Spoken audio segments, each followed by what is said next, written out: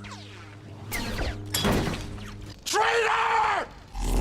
As if he or anyone else is supposed to have any loyalty to a genocidal cult that kidnapped him in childhood. But the second and third movies, his past as a stormtrooper is mostly relevant. I mean, he meets with a colony of escapees at one time. Like, cool. He doesn't even have any ideological convictions about the First Order. Like, it's bad enough they don't show any regular guys supporting them, but they couldn't even be asked to show how, or if they indoctrinate their own soldiers in it. The most we get that they fight because they were told to, and not in any actual belief in bringing prosperity to the galaxy. But that's how all militant groups are. To make matters worse for Finn, they continually home on a constant basis. He's always getting caught up, and basically serves the same role as Leia in the original trilogy. But it's even worse, because he might actually want to pipe Rey, but she's not worried about him. Like, these movies are making us look bad. To end it off, they couldn't even give Finn an actual character arc. Besides, he used to be a pussy, and now he's not. I mean, the only real W he takes is against Phasma, and he spent that whole movie with an unnecessary character that only served as a buffer between him and the characters that actually matter. I don't know, but I feel like Rose was just introduced to cockblock him, so that Kylo could have Rey to himself. And speaking of Kylo, he might be the worst of the three by far. This is a guy who grew up as a child of the guys that restored the Republic, then somehow got convinced by some wrinkled stick figure that the guys that kidnapped children are the good guys. They couldn't just make him a Sith either for some reason, because the last remaining Sith were eradicated. Oh wait, so what's stopping Snoke from just being an ass-pull Palpatine potential student? You can't even say it makes no sense, because he was doing that all the time. It could have just been that Snoke took in the reins of the Sith after Palpatine got put in a shirt, and then used his close connection with Palpatine to get close to the remnants of the Empire. Instead, they chose not to explain how some South Park alien became the leader of an Empire revival project, and during this time, he also managed to convince Kylo Ren,